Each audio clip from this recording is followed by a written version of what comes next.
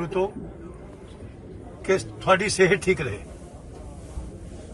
यही बेनती करना आया है, यही अरदास करना आया जी कि थोड़ी बड़ी सारी दुनिया नूं जरूरत है कि तुसी मार्गदर्शन करो किसानां दा। मेरा तो पिंड होली है जी, अंबाले जिले च। मैं सारी जिंदगी किसान पड़ा नहीं छड्या, कदी ठेके नहीं दी। यही बेनती करना जी कि तुसी थोड़ी सेहत का असीं ख्याल रखते हैं। बस वाहिगुरु नाल प्रार्थना करते हैं जी कि तुसी मेडिकल ट्रीटमेंट लो, सानू चंगा लगेगा। क्यों कुमार जी गलत करें? थोड़े बिना साडे कोल की राजू। हाँ जी कि साडे देश का जिथे लगभग 7 लाख किसान कर्जे करके सुसाइड कर गया हो और उन्होंने बच्चे रोंदे फिरते हों। अंदाजा ला के देखो कि मेरी जिंदगी ज़्यादा कीमती है कि उन्होंने बच्चों का रोलना। ये थोड़ी भी जिंदगी जरूरी है जी, उन्होंने भी रुलना नहीं चाहिए। वो रुलिया उन्होंने भी नहीं रुलना चाहिए। वो अपने देश के विच रुलिया है ना जी।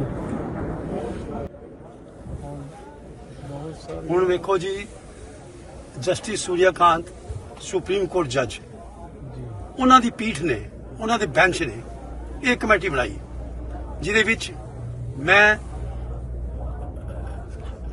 देविंदर शर्मा जी, बी.एस. संधू जी हमारे फॉर्मर डीजीपी हरियाणा, घुमन साहब और डॉक्टर सुखपाल जी।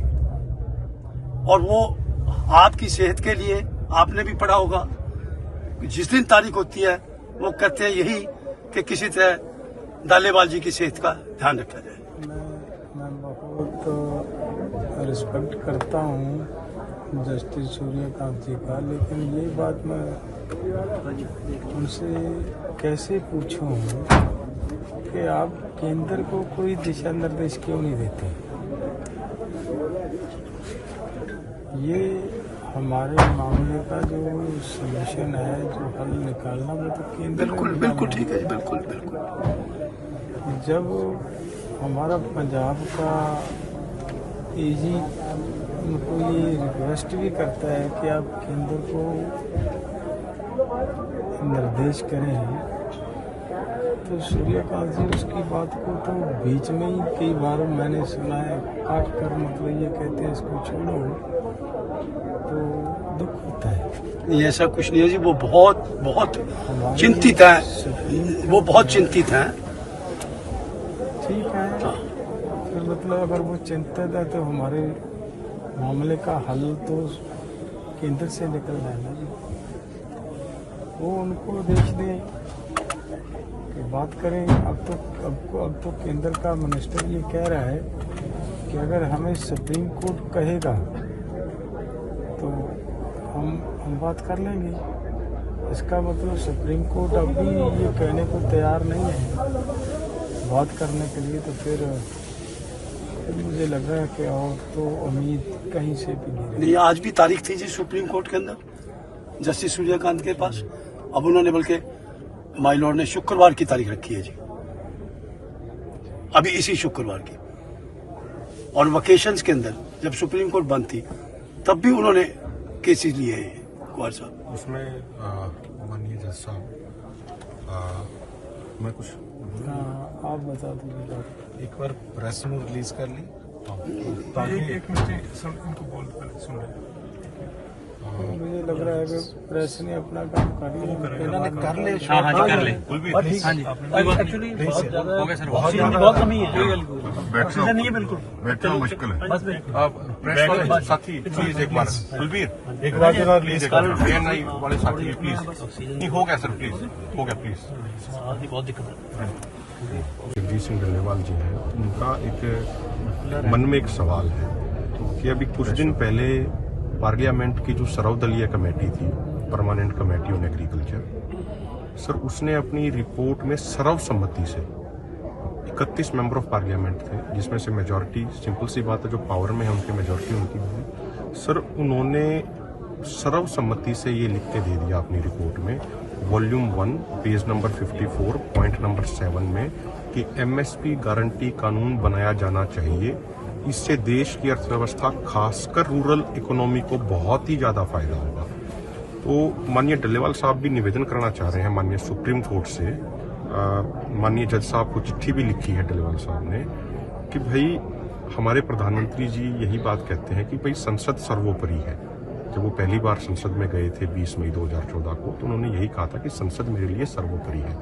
तो सर जब उस संसद की सर्वदलीय कमेटी ये कह रही है कि ये होना चाहिए, और तो उसको माननीय केंद्र सरकार उसको उस पर अमल करे। अगर माननीय सुप्रीम कोर्ट, जिसको एक अंतिम न्याय की उम्मीद है किसी भी व्यक्ति के लिए, जिसको कहीं से न्याय नहीं मिला, वो माननीय सुप्रीम कोर्ट के दरवाजे पे जाता है कि चलो भाई यहाँ से मुझे न्याय मिलेगा।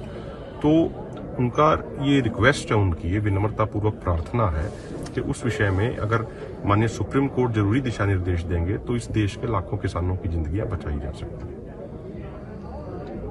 आप सेहत का ख्याल रखो जी, आपसे यही बेनती है जी। आपकी सेहत भी सर्वप्रिय है। मैं आपको जैसा भी एक विनती करूं, हाँ जी, बेनती नहीं, आप आज कितने दिन हो गए? 42 42 डेज 42 दिन हो चुके हैं, लेकिन मुझे ये है कि ऊपर वाला मेरे साथ है। बिल्कुल, मुझे कुछ नहीं होगा। किसी तरह की किसी मेडिसिन की मुझे ज़रूरत नहीं है, कुछ ज़रूरत नहीं है। आपके मुंह में घी शक्कर जी, तो वाहिगुरु बस सिर्फ यही गल रखे। एक ही ज़रूरत है कि अगर सरकार हमारे किसानों के ऊपर ये थोड़ा रहम कर दे, उनकी डिमांड्स को मान ले। डिमांड्स नहीं है उनकी, हमारे साथ अलग अलग समय पे किए हुए वायदे हैं, तो वो तो सरकार के लिए और भी बुरी बात है। वायदे कर लिए फिर मुकर गए, वायदे कर लिए फिर से मुकर गए। वायदा किया है तो वायदा है, वो तो पूरा करना चाहिए। तो बस हमारे वायदे पूरे कर दें, हम मेडिसिन लेने की ज़रूरत ही नहीं पड़ेगी। हम अनशन, हमारी मांगे पूरी हो जाएंगी। अनशन करने की फिर क्या ज़रूरत है, हम अनशन छोड़ लेंगे। तो मैं आपसे भी यही निवेदन करूंगा कि आप भी हमारा यही मैसेज सरकार के पास पहुंचाएं, ताकि हमारी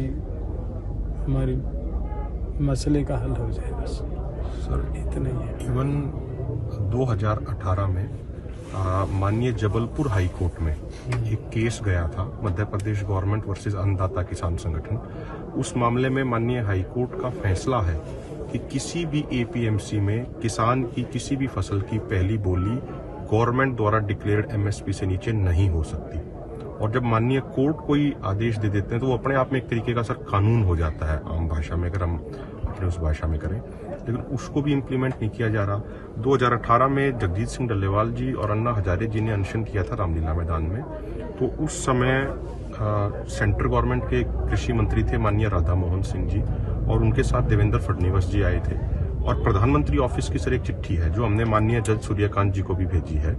उसमें सर उन्होंने पूरा सर एक्सप्लेन करके कि C2+50 फार्मूले में हम क्या क्या कॉस्ट इंक्लूड करेंगे, उन्होंने ये लिखा है सर, डॉक्टर जितेंद्र सिंह के साइन है जो पीएमओ मिनिस्टर है, कि विद इन 3 मंथ्स हम C2+50% फार्मूले को इम्प्लीमेंट कर देंगे। सर ये 2018 की चिट्ठी है, माननीय प्रधानमंत्री कार्यालय से डल्लेवाल साहब को मिली थी। वो भी हमने माननीय जज साहब को सर अटैच करके भेज दी है सर उसको।